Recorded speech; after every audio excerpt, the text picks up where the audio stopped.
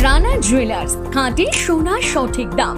মৌসুমী, বাগডাঙ্গা বাজার, হাই স্কুলের পাশে। ফোন নম্বর 9609196868। আর জুয়েলার্স, রূপ থাকলে ধরে দেয়, না থাকলে গড়ে দেয়। দক্ষিণ চব্বিশ পরগনার গঙ্গাসাগরে আইসিডিএসে চাকরি পাইয়ে দেওয়ার নামে প্রতারণার অভিযোগে 2 অভিযুক্তকে গ্রেপ্তার করেছে পুলিশ। সাগর থানায় দায়ের হওয়া একটি মামলার ভিত্তিতে তদন্তে নেমে বুধবার এক আইসিডিএস কর্মী এবং ভুয়ো জেলা সমন্বয়কারীকে গ্রেপ্তার করা হয়। ধৃতদের মধ্যে রয়েছেন গঙ্গাসাগরের কালীবাজার এলাকার বাসিন্দা তথা আইসিডিএস কর্মী আমিনা বেগম এবং রায়দিঘির মধুসূদন চকের বাসিন্দা রাজকুমার গোস্বামী।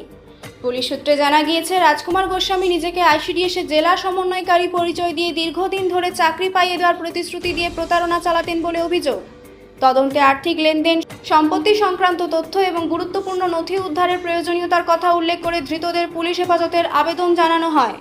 বুধবার তাদের কাকদ্বীপ মহকুমা আদালতে তোলা হলে পুলিশ হেফাজতের আবেদন করা হয়।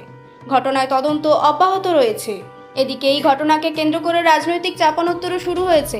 বিজেপি নেতা রাজু মণ্ডলের অভিযোগ, সাগর বিধানসভা এলাকায় আইসিডিএসে চাকরি দেওয়ার নামে কোটি কোটি টাকা তোলা হয়েছে।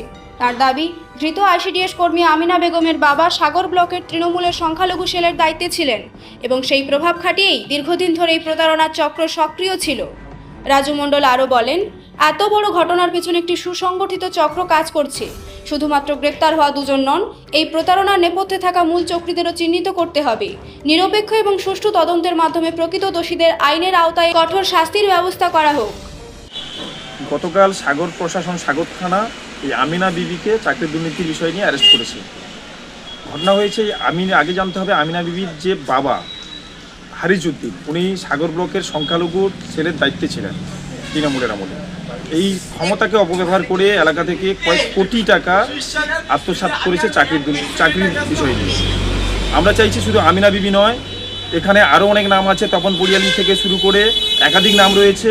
প্রশাসন এদেরকে আইনের আওতায় এনে সাধারণ মানুষের টাকা ফেরত দিক এবং আইনের আওতায় আনুক, এটা একজন সাধারণ নাগরিক হিসাবে চাইছি। এই দুর্নীতি কোনো প্রকারে আমরা মানব না।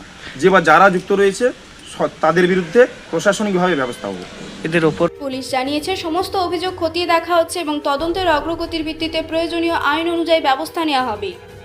কাকদ্বীপ থেকে প্রান্তিক বাংলা নিউজ টিম।